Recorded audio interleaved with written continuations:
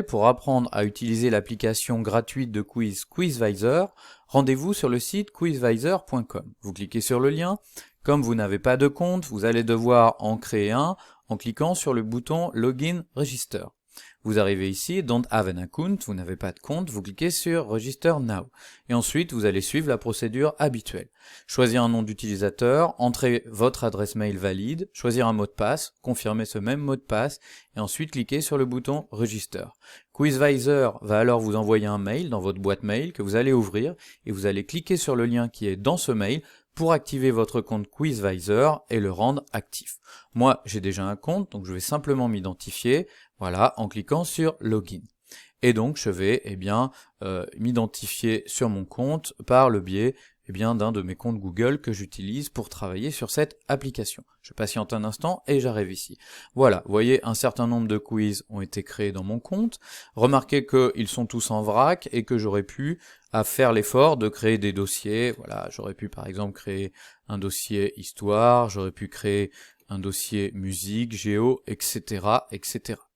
Alors, on va rentrer tout de suite dans le vif de sujet en créant un quiz. Donc on va cliquer sur Make a Game et on ne va pas cliquer sur Upgrade puisque ça va nous emmener vers la version payante. On va se contenter, nous, de la version gratuite basique. On arrive ici et on va donner tout de suite le nom à notre quiz. Voilà, donc ça sera un test de musique. Voilà, on va faire un petit test de musique 2, voilà. C'est un petit test de culture générale sur la musique. Ensuite, on peut décider si notre quiz est réservé à notre utilisation ou si on le met à disposition des autres. Il y a une banque de données de quiz dans Quizvisor. On peut choisir la catégorie, et puis ensuite on peut décider de le mettre dans un dossier ou pas. Allez, on va le mettre dans le dossier musique, et on clique sur OK. Voilà, on patiente un instant, et on arrive dans l'éditeur. Première chose, on va choisir un background, c'est-à-dire un fond d'écran. On va donc aller chercher une image, ici par exemple dans nos images personnelles, voilà, on va choisir ce fond. On patiente un instant, voilà l'image et c'est inséré. Et en fait, cette image, elle sera projetée à l'aide d'un vidéoprojecteur et elle servira en fait de plateau de jeu. Donc on va tout de suite rajouter, finalement, des petites puces qui seront finalement les cases sur lesquelles les joueurs vont évoluer. Plus ils vont loin, plus évidemment, ça veut dire qu'ils ont donné de bonnes réponses. C'est comme un plateau de petits chevaux. Donc on a ici la possibilité de changer ces puces pour leur donner une autre couleur si on le souhaite. Voilà, par exemple ici, j'en ai mis 5. Et ensuite, une fois qu'on a fait ça, on va aller passer à la partie questions. On clique donc sur questions et on va renseigner ici nos questions. Par exemple, allons-y, voilà, qui est ce célèbre trompettiste? Voilà, première question. Une question qu'on va illustrer par une image, donc ici on a l'icône, on peut aller chercher des images en ligne, ou alors aller chercher des images dans notre propre bibliothèque, c'est ce qu'on va faire ici. Voilà, on ouvre ici notre image, on choisit des images pas trop lourdes pour qu'elles se chargent facilement, et ensuite c'est fait. Et ensuite, c'est comme dans toutes les applications de quiz, on a des propositions de réponses, et on va donc les renseigner. Allons-y pour la première, Louis Armstrong, voilà. Allons-y pour une deuxième, Stevie Wonder. Allons-y pour une troisième, Miles Davis, et ensuite, on peut, renseigner d'autres réponses, même en rajouter autant qu'on veut, ou alors les supprimer si on estime que 3 réponses, ça suffit. Bien sûr, on n'oublie pas de cocher la bonne réponse pour que l'application puisse identifier ce que le joueur a répondu. Ensuite, une fois que c'est fait, on a la possibilité ici d'indiquer un complément de réponse. C'est ça qui est très intéressant dans Quizvisor, c'est qu'on a la possibilité de donner un complément d'information au joueur, un feedback immédiat sur la réponse qu'il aurait fallu donner. Alors ici, j'ai préparé à l'avance un tout petit texte qu'on va donc insérer ici, voilà, c'est optionnel, ce n'est pas obligatoire, et puis je vais rajouter pareil, une petite illustration pour compléter cette question. Voilà, je patiente un instant, et puis voilà. Donc voilà, ça c'est OK. Je vais donc rajouter une deuxième question, add question. Allons-y, deuxième question, vous voyez, question 1, question 2. Allons-y avec, par exemple, on va passer sur une autre question, comment s'appelle cette célèbre composition de Beethoven? Puisqu'on a la possibilité d'ajouter aussi des vidéos YouTube. Alors ici par exemple j'ai une petite vidéo YouTube, voilà, qui est en fait juste un son, où on entend la lettre à hélice. Donc je vais récupérer le lien, je vais dans Quizvisor, je clique ici sur mon icône, hop, je colle add, voilà, la vidéo est insérée. Attention, il n'y a pas de possibilité de la monter, de la réduire, donc choisir de préférence des vidéos courtes ou alors les avoir préparées à l'avance. Et ensuite, allons-y, c'est toujours pareil, hein.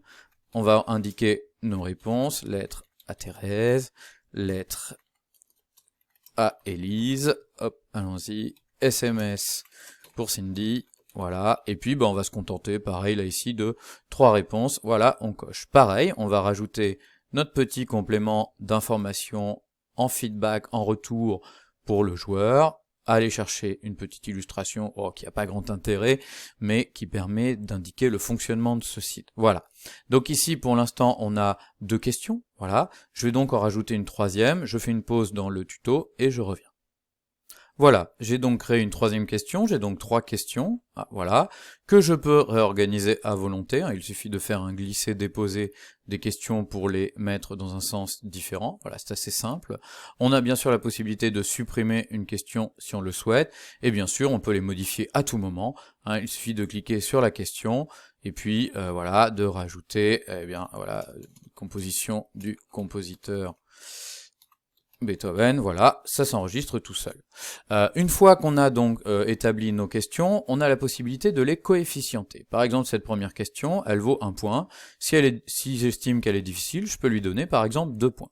Celle-ci, par exemple, on va rester sur 1 point, et puis celle-ci, pareil, on va rester sur 1 point. Une fois qu'on a déterminé nos questions, on va retourner en arrière pour faire le point sur la manière dont les joueurs vont avancer sur notre plateau. Ils vont partir du point 1 et ensuite évoluer. On a ici quelques options. Par exemple, si un joueur donne une réponse correcte, est-ce qu'il avance d'une case, de 2 cases, de 3 cases, de 4? Est-ce que c'est au hasard ou est-ce que on se cale sur les points que l'on a attribués aux questions? Par exemple, la question 1, elle ferait avancer de 2 points. Et puis, lorsque le joueur donne une réponse incorrecte, est-ce qu'on estime qu'il ne bouge pas?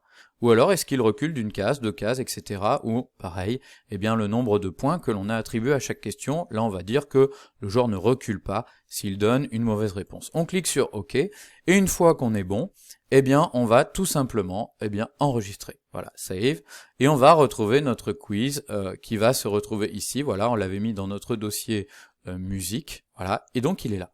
On va voir maintenant comment ça se passe du point de vue du joueur.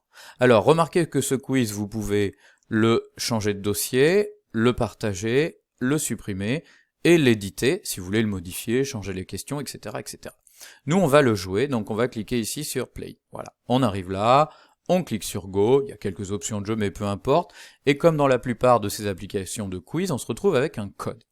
Les joueurs, eux, vont jouer soit sur ordinateur, soit sur tablette, soit sur smartphone, et ils vont aller sur Quizvisor, mais sur la partie Join a Game. On clique sur Join a Game, et le joueur va tout simplement s'inscrire sur ce quiz en rentrant le numéro que l'on va lui donner, voilà, et puis ensuite en mettant un pseudo ou un prénom, peu importe, play. Voilà, et ensuite il est en attente, puisqu'il faut que tous les joueurs s'inscrivent pour ensuite que l'on puisse lancer le quiz. Encore que, l'avantage avec Quizvisor par rapport à d'autres applications de quiz, c'est qu'un joueur peut rentrer dans le quiz alors que celui-ci est déjà lancé, en cours de quiz, puisque finalement les joueurs vont répondre aux questions de manière asynchrone, à leur rythme, pas forcément en même temps, ce qui permet aux joueurs de répondre tranquillement, en suivant son rythme à lui, tout en conservant une dimension de challenge, puisqu'à l'écran s'affichera la progression de chaque joueur. Donc c'est très intéressant,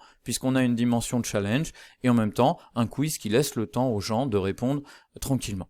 Allons-y, c'est parti, on a un seul joueur, mais ça va suffire, on clique sur Start, et donc voilà, c'est parti. Ça, c'est ce qui s'affiche à l'écran, tous les joueurs sont ici, et ensuite ils vont évoluer de case en case en fonction de leur réponse ou pas. Alors moi, je me mets ici en position en tant que joueur, voilà, par exemple, comment s'appelle cette célèbre composition de Beethoven? Allons-y, la lettre à Élise, je soumets, et vous voyez ici, j'ai le feedback, on me donne quelques informations complémentaires, une image, et après je peux passer à la question suivante.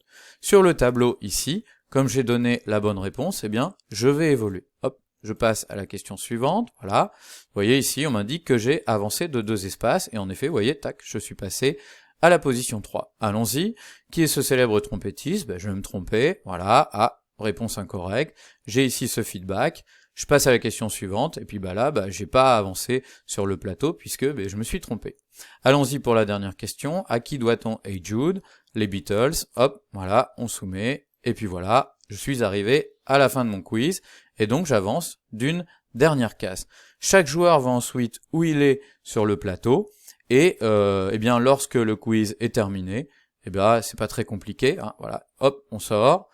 Et puis ici, eh bien, on peut voir les résultats. Voilà, bon ici il y a un seul joueur, on a donc un podium, et puis ici, la possibilité de voir les bonnes et mauvaises réponses de chaque joueur, et donc de voir finalement, eh bien, où est-ce que les gens se sont trompés, est-ce qu'il y a des tendances lourdes ou pas, etc.